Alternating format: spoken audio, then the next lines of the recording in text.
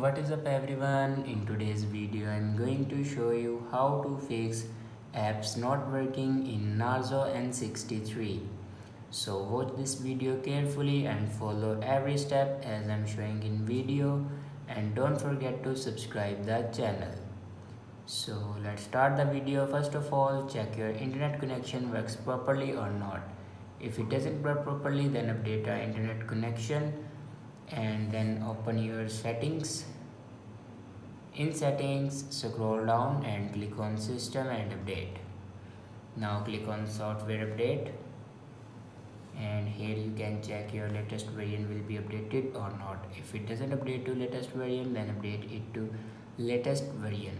After update a latest version, then go back and click on backup and reset. Now click on reset phone and then click on reset all settings. Now here enter your password to reset all settings. After reset all the settings, your problem will be fixed. I hope this video is helpful for you. Thanks for watching.